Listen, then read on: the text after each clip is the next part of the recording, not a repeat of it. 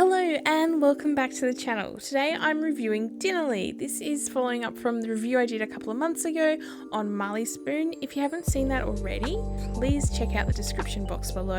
And if you'd like to see more reviews of meal prep kits or apps, make sure you subscribe to the channel. We'll be using the same rubric from the Marley Spoon video as well, of cost, is it cheaper than going to the supermarket and buying groceries for a week? Time, is it quicker than our usual meals? Taste, pretty obvious, will it taste good? Does it look like the photo? And would I use Dinnerly again? Dinnerly is owned by Marley Spoon and is marketed as a no-frills family-friendly option. The meals on their website were more beginner-friendly and geared more to mid-week cooking.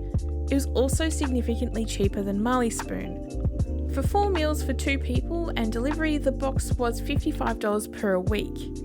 For our first week, the meals we chose were pork sloppy joe cottage pie, creamy 4-cheese ravioli, hoisin chicken salad, and Jamaican-style chicken curry.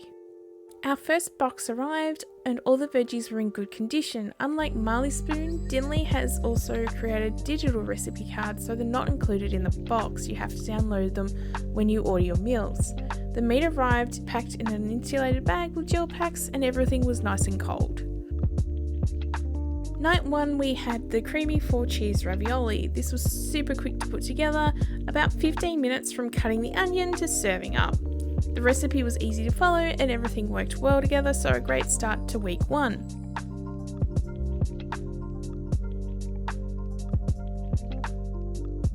Night 2 was the Jamaican style chicken curry. Again, this was an easy recipe to follow and relatively quick from start to finish. The inclusion of the celery was a bit odd to me, but it helped bulk out the meal and gave extra vegetables, which is always a good thing. The sauce does need a bit more balancing, but it was pretty enjoyable. Night 3 was the pork sloppy joe cottage pie, and this was one of my favourites out of the 2 weeks of meals. Whilst it took a little bit more time than the first 2 nights, it was definitely worth it. It was just a cosy meal packed full of veggies. My only critique with this one was that I probably needed another potato just to ensure that there was good coverage over the top of the pie and to keep the sauce from bubbling out.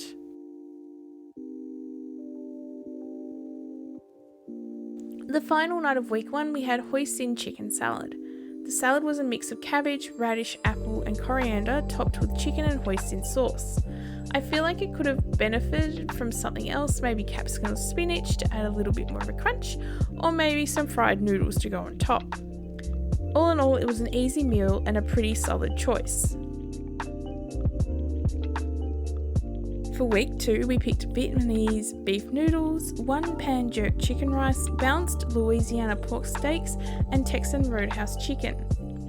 The second week, the wheels kind of came off our experience with Dinnerly, not so much because of Dinnerly, but because of our lives. Not going into details, but things got super busy, and any desire to cook every night went out the window, so we didn't end up making the Louisiana pork steaks. Night 1 was the Vietnamese beef noodles. Eggs weren't included in the delivery and we couldn't be bothered boiling them, so we didn't include them in this dish. The dish was packed full of veggies and quite enjoyable, but was lacking in the flavour department. It was quick and easy to cook though.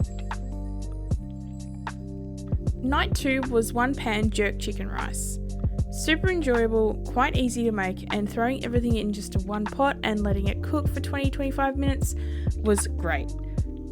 I want to keep making this one and include it into our meal rotation. I think we've had it a couple of times since.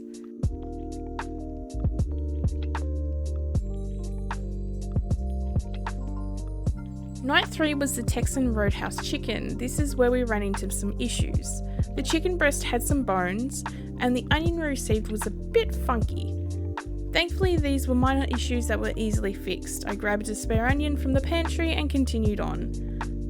I've never tried making a gratin, so this was a first. It was fairly quick and easy to make, and I'll probably try making it again, probably with something more like potato. It didn't really match with the chicken, and the chicken's flavours were quite nice.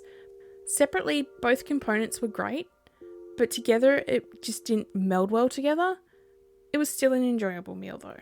And as mentioned earlier, we didn't do night 4, so let's go through the analysis of the rubric. Cost is a tick. It was $55 per week for 4 meals for 2 people, a lot cheaper than going to get groceries, especially at the moment when things are climbing in price. Time is also a tick because most meals were ready within 30 minutes of starting the prep work. For taste, everything that we tried tasted great. Some elements were a little mismatched, but everything tasted good by themselves, and that to me is a real plus.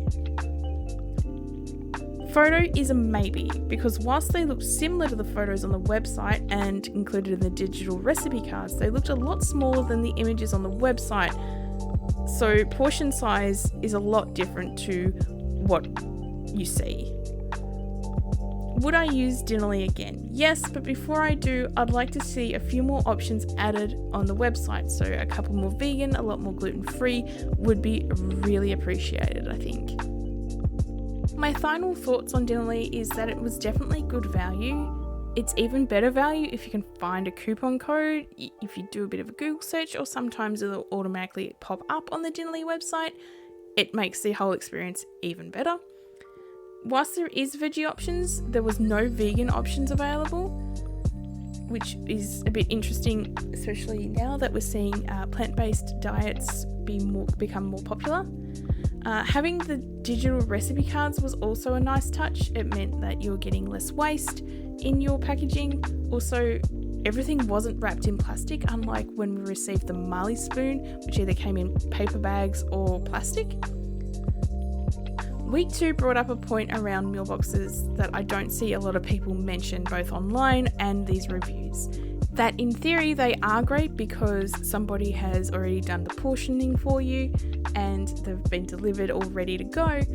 But if you get home from work and you can't be bothered cooking, or if unexpected things happen and you haven't put things away into the freezer already, you've potentially wasted those ingredients for the day or days. It's just something to think about, and I'd like to see discussed a little bit more.